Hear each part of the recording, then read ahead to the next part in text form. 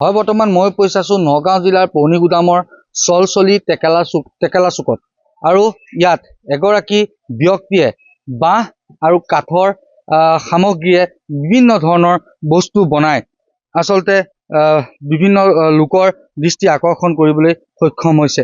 মই দেখুৱাই আছো আচলতে কিদৰে তেখেতে যি বাঁহ আৰু কাঠ লগতে নাৰিকলৰ যি কুৰুকা সেই কুৰুকাৰে তেখেতে বিভিন্ন ধৰণৰ সামগ্ৰী তৈয়াৰ কৰিছে আৰু এই সামগ্ৰীসমূহ তেওঁ বিভিন্ন ঠাইত বৰদোৱাৰ মেলাই হওক বা যি নেহেৰুবালিত যি অনুষ্ঠান হয় যি মেলা হয় সেই মেলাসমূহত বিক্ৰী কৰি নিজৰ পৰিয়ালটো সুন্দৰভাৱে পোহপাল দি আহিছে। মই পোনে পোনে সেই ব্যক্তিগৰাকীৰ লগত কিছু কথা পাতিবলৈ চেষ্টা কৰিম। হয় দাদা, আপোনাৰ পৰিচয়। নমস্কাৰ, মোৰ নাম শ্ৰী দিলীপ শইকীয়া, চলচলি বামনগাঁও টেকেলা চুক মোৰ ঘৰ। আপুনি কিমান বছৰৰ পৰা এই কৰ্মৰ লগত জড়িত হৈ আছে? মোৰ আপোনাৰ প্ৰায় 25 বছৰ মানেই হ'ব। আৰু এই যে কৰ্মটো আপুনি কৰি আছে বা যি শিল্পৰ লগত আপুনি জড়িত, ইয়াত আপুনি কি কি বনায়? মোৰ ইয়াত আপোনাৰ সকলোবিলাকে বনাওঁ, যেনে ডাঙৰ ডাঙৰ ফুলদানি বনাওঁ, আপোনাৰ চাহ গছেৰে বনাওঁ আৰু ফুলদানি, পেন ষ্টেণ্ড, বটা, কাপ, জাৰ, মগ, ৱাল হাঙিং, এনেধৰণৰ সকলো বস্তুৱেই বনাওঁ মই। আপোনাৰ এই সামগ্ৰীসমূহ আপুনি ক'ত বিক্ৰী কৰে? মই আপোনাৰ নগাঁও, বৰদোৱা, কচুলুখোৱা, ঢিং, চাপানালা, শিলঘাট এনেধৰণৰ মেলাবিলাকত মই দোকান কৰোঁ আৰু বাকীটো মোৰ বনাওঁতে সময় বহুত লাগে। এই ক্ষেত্ৰত আপুনি চৰকাৰৰ ফালৰ পৰা কিবা সুবিধা পাইছেনে? চৰকাৰৰ পৰা মোৰ এই শিল্প উদ্যোগলৈ বৰ্তমানলৈকে তেনেকে মই পোৱা নাইকিয়া। এইবাৰ মোৰ পত্নীয়ে 10,000 এটা বিনিয়োগ আঁচনি নে কিবা, হয়, এই 10,000 টকা এটা চেক এখন পাইছে আৰু বাকী মই নিজে কৰি আছো। আপোনাৰ কোনোবা গুৰু আছিল নে এই শিল্পৰ লগত জড়িত? হয়, মোৰ তেনেকে গুৰু নাইকিয়া। মই সৰুৰ পৰাই কুহিলা এনেধৰণৰ কিবা হাতী বাপু, চৰাই চিৰিকটি এইবিলাক বনাই বনাই আজি এইবিলাক কাঠৰ শিল্পকৰ্মত মই ব্যস্ত হৈছোঁ।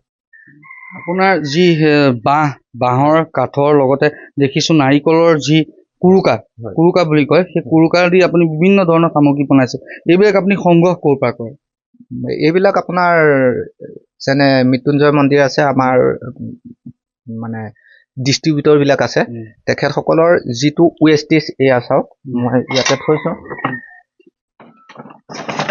এইটো আপোনাৰ এইবিলাক আমি গাম দি থোৱা আছে, এইবিলাক আমি গাম দুটা এইটো আপোনাৰ গোটাকে লৈ আমাৰ মেচিন দি ইয়াক উলিওৱা হয় আৰু ডিজাইন কৰি পেলাই থোৱা হৈছে।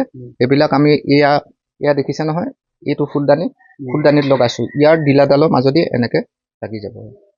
এডাল বাঁহেদি আপুনি কিমান সামগ্ৰী বনাব? মানে কি এডাল বাঁহত কিমান ফুলদানি হয় বুলি ক'লে আমি ঠিতাতে হিচাপ কৰিব নোৱাৰিম। আপোনাৰ যিসমূহ সামগ্ৰী বনাই বহু কষ্ট হয়, সেই কষ্টৰ মূল্য আপুনি পায়নে?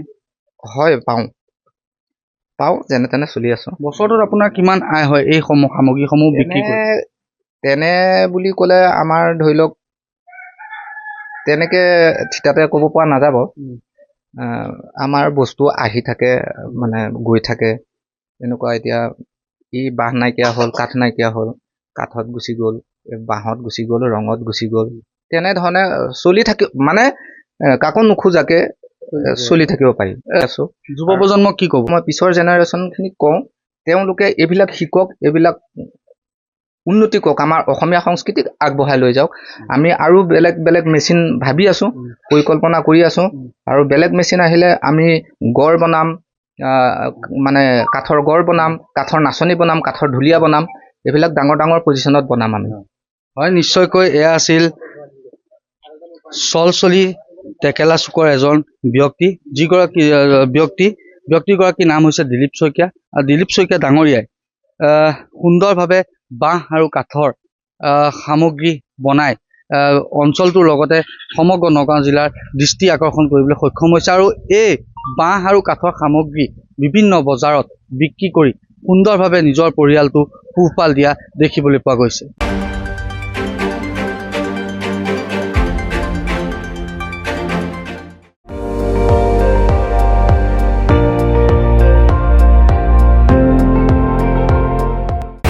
আপুনি চাই আছে ND24 সৰ্বশ্ৰেষ্ঠ নহয় সৰ্বোত্তমৰ দৌৰত।